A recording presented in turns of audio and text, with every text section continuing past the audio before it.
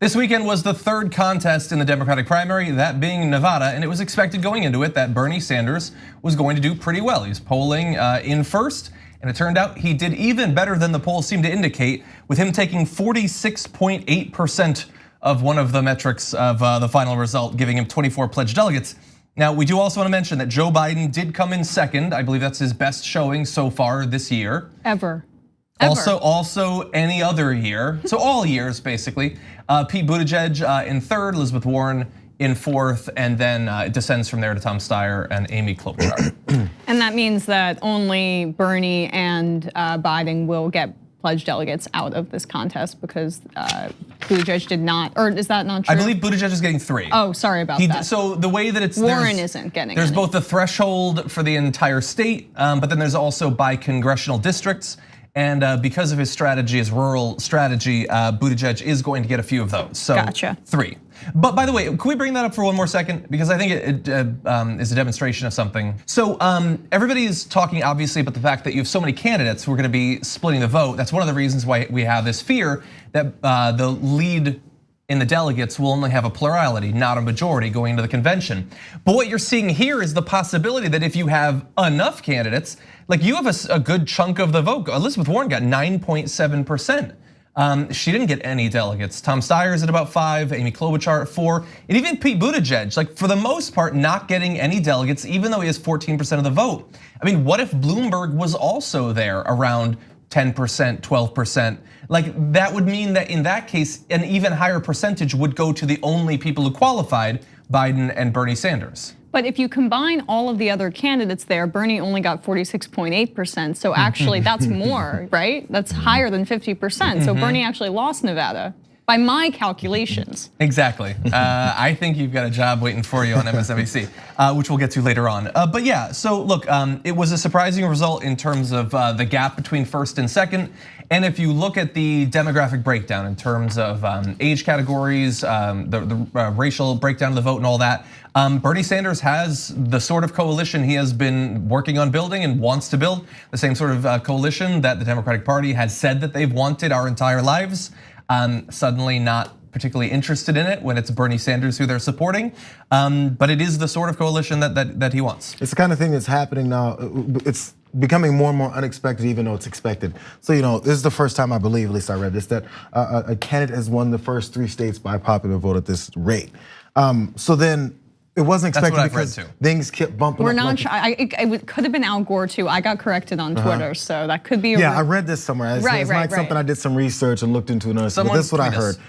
So regardless, the idea is that this was not something that the political pundits and actually other politicians and campaigns saw coming, even though they still saw this lead that was happening this way. So now it's become like a shock through the system of everyone. Even especially with Nevada, we were looking how it was even done even better. But then the culinary union came forward and there was this dispute and this spat and then this bumping of heads, and even that didn't slow down this kind of momentum, which then pumps even more fear into the hearts of folks that are looking to oppose what Sanders is trying to do here. Because, and we'll get to this when we go to Carville, but there's the normal political think that people have, and it's just getting busted and no one knows what exactly to do in response. Well, I mean, the Democratic Party has said that they care about diversity in the party and representing people of color and all of those voices. Bernie Sanders overwhelmingly won Latino voters in Nevada.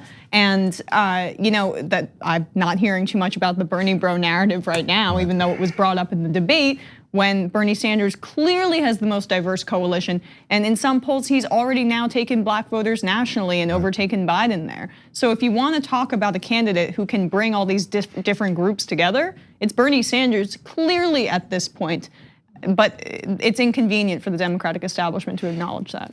Now, for them, they do have a champion potentially who's going to sweep in with the fury of $500 million more dollars. And that is Mike Bloomberg. So I saw an interesting tweet. Now understand this is coming in the context of Bernie just won in Nevada. That, as you pointed out, is 3 for 3, the popular vote. We have the clearest front runner than we've ever had at this point. And so Mike Bloomberg is apparently preparing a media onslaught against Bernie Sanders. Opposition research, more digital ads, op-eds, and surrogate TV appearances are all in the works to attack the Democratic front runner. Now, understand what this is. Almost everyone believes at this point, barring something huge happening, that he is going to end this process with the most delegates, Bernie Sanders. Unless it is undemocratically stolen from the obvious frontrunner at this point, he will be the nominee.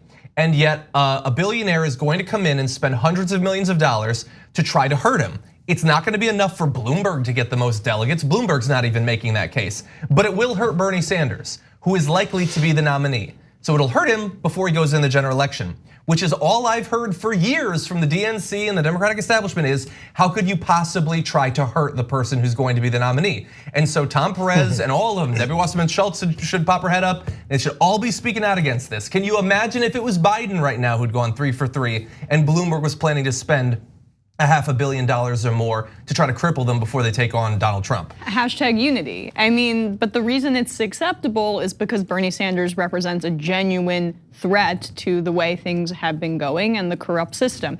It could be any other candidate, Elizabeth Warren included, who's a strong progressive in many ways, but she does not represent the same overhaul that Bernie Sanders does, and it terrifies all of the people in power because they know he's not playing around. He's not gonna make concessions. He's gonna take his case to the American people if he were to be president and have a popular swell behind him and not go behind closed doors, do beer summits and give away the American people's tax dollars just to acquiesce to some interest, some special interest behind the scenes. Yeah, it feels like a good rule of thumb. This is what I go with. Whenever you're looking for things that'll pop up about a candidate, like we're talking about how Bloomberg is gonna start running all these ads and try and take out the knees from Sanders and his momentum. Fine, hey, that's what we expect. So let's at least lay that out. No one is saying, hey, you should not lay any fingers on Sanders just because certain folks support him. But so the rule of thumb, even when I've seen folks that have come to oppose, the things that come out, you have to connect it to whether or not this will affect them as president. So I've said this a million times. When Trump was running in 2016 and all the things came out about him, from grabbing him by the peas to doing this and doing that, and their business ties and your bankruptcies and all the lies that were coming out about him and his hatred and his racism, those transfer into policy.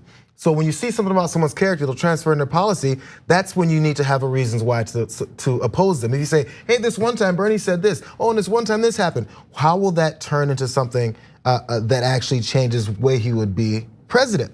So you can have your issues about who he was and who he is, but if all you're saying is he can't win, oh, you know he's a socialist, hey, you know this, hey, you know that, those aren't things that actually lead to what you would see him do as an actionable as a president. So, I mean, what do you think is gonna implement socialism in the country and then we're gonna turn to Venezuela? No one really believes that. Those are scare tactics. They throw those out there so you can go, oh my God, Venezuela. We're gonna become Venezuela. That doesn't make any sense. You have to think it through before you really think about who you're supporting from these attacks. Yeah, and I think one of the scare tactics that I want to briefly mention is I saw all over cable news today was, and by the way, in op-eds too, it's all over the place. You've seen it on social media. Was it's the bad thing about Bernie becoming the nominee is just that he'd have no chance whatsoever. Let's ignore the years of him beating Trump in head-to-head matchups and all that, and having a better game than Biden, all of the other Democrats that are currently pursuing the nomination. I don't think that they're doing all of that coverage, those op-eds, those appearances, because they are actually scared that he'll lose to Donald Trump. I think that they want you to believe that he will lose to Donald Trump. And unfortunately for them, the people they're moving in the opposite direction. So let's briefly look at this. This is gonna show you the percentage of people who think that Bernie will win the nomination after New Hampshire or after Nevada. The percent that think he will win has gone up 11 points after Nevada from before. And in terms of thinking that he will beat Trump, that also has jumped up 5 points, with 52% now saying he will beat Trump and only 30% saying that he won't. That is going up, by the way, as he is winning elections, which I think is a great way to prove electability. I know that that's like the minority opinion. You're supposed to say that you're electable, or you're supposed to have a lot of money or whatever, but actually winning elections, getting people to vote for you, I think is an important part of it. Biden, the person who's never won a presidential primary or caucus, despite running now 3 times, he's clearly the most electable. That's what we. That's my take. Yeah. Yeah. And anyway, so At this point, it looks like he has a pretty good chance, certainly, of getting the plurality of the delegates. If you have a little bit of time, maybe during the break that's coming up soon.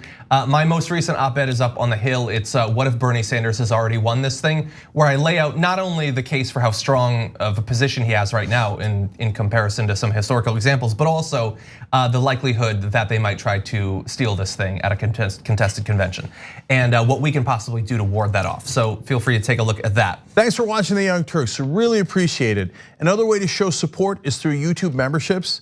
You'll get to interact with us more. There's live chat emojis, badges.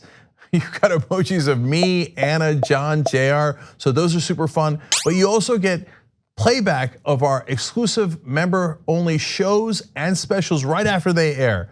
So all of that, all you gotta do is click that join button right underneath the video. Thank you.